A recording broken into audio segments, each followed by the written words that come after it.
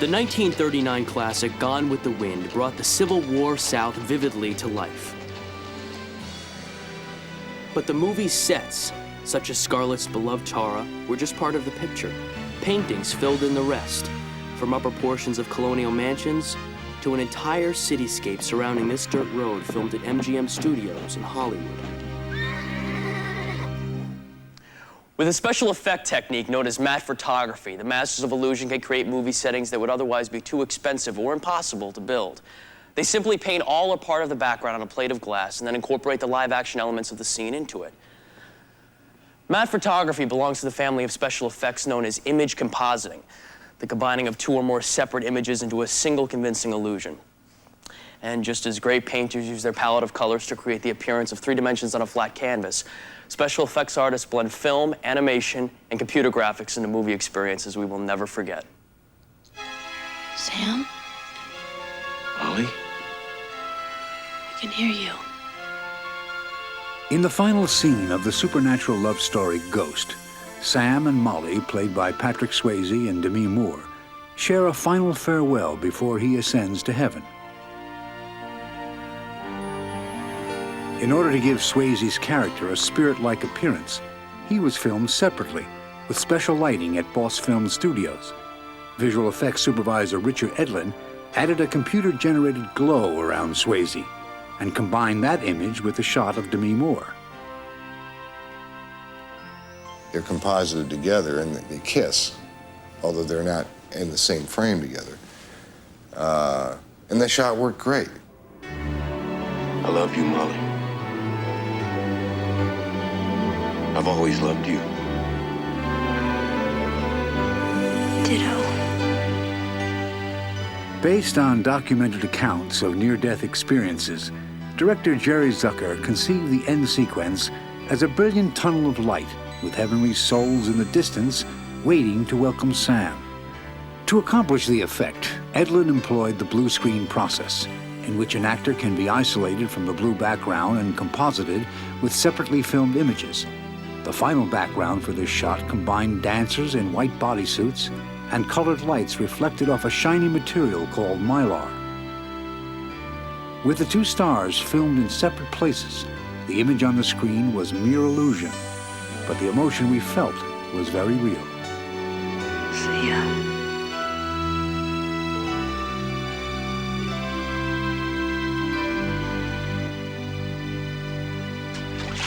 Image compositing can bring even the most unlikely co-stars together, as director Robert Zemeckis proved in the 1988 blockbuster, Who Framed Roger Rabbit. Gee, Pathetti, I was thrilled. You saved my life. How can I ever repay you? My overall goal in Roger Rabbit was very seriously to make sure that the audience completely forgot that they were watching first time ever special effects, so that the effects would be so invisible that they would, be just completely involved in the emotional story of this rabbit. Roger was added to the movie only after completion of filming with Bob Hoskins. If I grab the rabbit like that, with my fingers open, you've got to paint the rabbit on every frame between the fingers, so you keep your fingers closed. Now, that would cost $100,000. You know what I mean? So, Bob, please keep your fingers closed. You know what I mean? For this scene, Bob wore an elaborate contraption that represented a struggling Roger Rabbit. It was a whole structure inside the coat that made the rabbit move. So what we did was worked out where the rabbit was going, because you couldn't just have it moving. It had to be, at one point, he's down here. So at another point, he came up here, and he had to move. He couldn't be down there if he suddenly stuck his head out there. Roger was then animated to match the contraption's movements and composited with the live-action film. This special effect successfully teamed flesh and blood with ink and paint and gave us one of the most entertaining duos in movie history.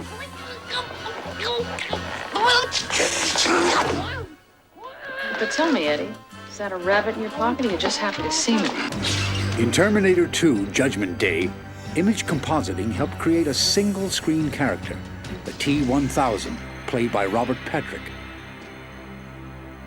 He was the ultimate weapon. He was the ultimate machine, the ultimate warrior. And so that was the core of like the performance, was defining the body posture. It's just it's a very physical performance and putting on that face of intensity. But more than acting was required to create the character's liquid metal properties. That assignment went to leading effects house Industrial Light and Magic, or ILM. And 8-time Academy Award winner Dennis Muren knew that traditional special effects techniques would not be adequate. I had been feeling probably since the mid-'80s that we had been doing, we'd reached the end of what we could do. You know, we could vary this a little bit, we can vary that, but there wasn't really much we could do that could be unique or different. So ILM accepted the challenge of developing a new generation of computer graphics that would be realistic enough to blend with film of a live actor. The first step was to obtain a laser scan of Patrick's face and body. These data were input into a computer, and 3-dimensional models of Patrick were rendered. Next, the effects team shot reference film of his walk, run, and other movements. The computer models were then manipulated by effects artists and blended with the live-action film to create T-1000's terrifying transformations.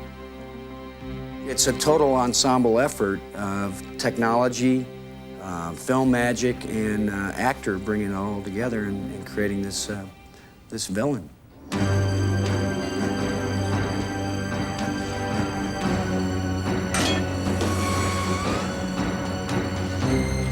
If we had any doubts about the qualifications of this new Terminator to go up against Arnold Schwarzenegger, ILM's groundbreaking special effects quickly put them to rest.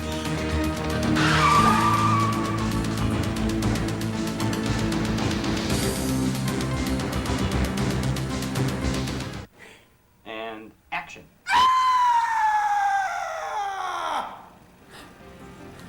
Oh my God. Jim Carrey's comedy, The Mask, combines the computer effects of Terminator 2 and the zaniness of Roger Rabbit. Jim plays Stanley Ipkiss, a bank clerk whose dull life is transformed when he discovers a supernatural mask.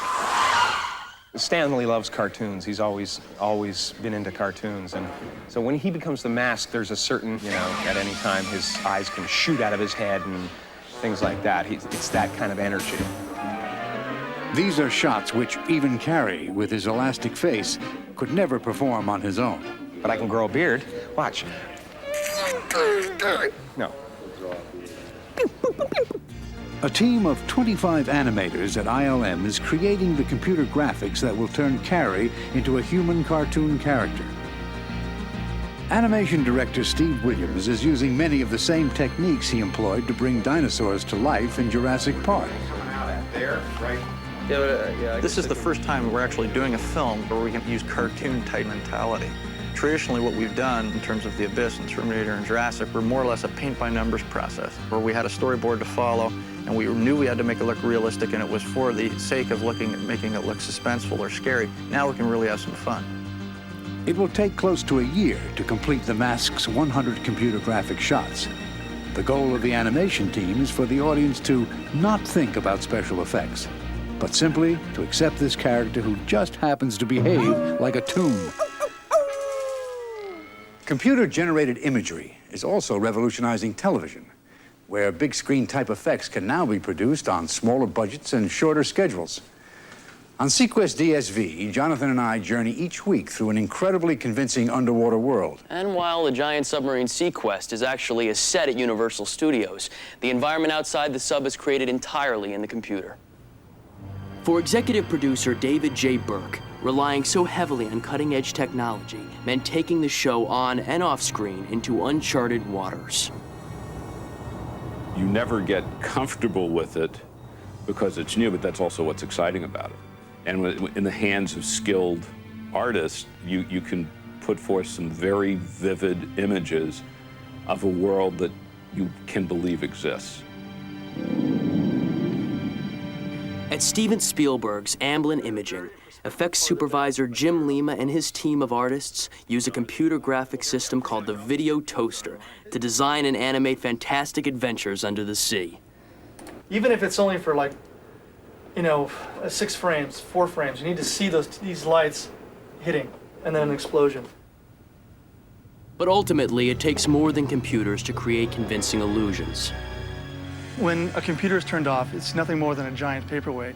And I really believe that it's the person operating the machine, it's your own particular vision and intuition and inspiration that actually controls the device.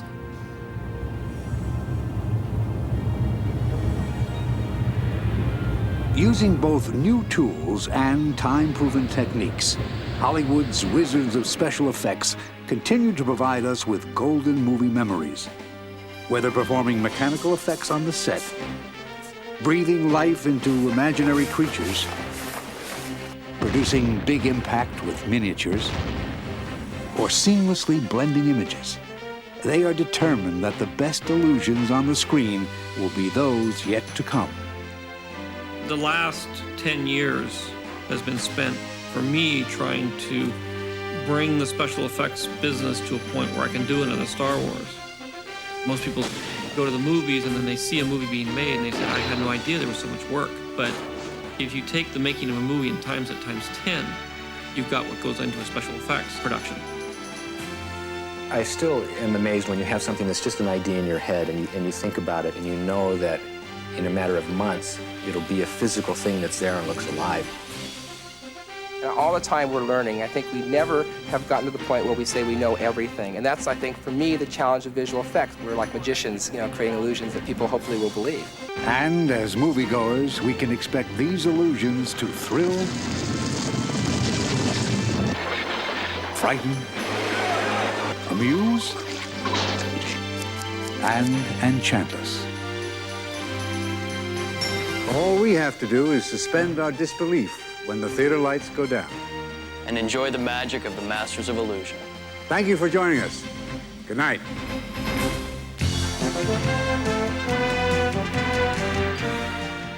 We're here on Carlton at 1:10 tomorrow afternoon. We can see the magic of David Copperfield.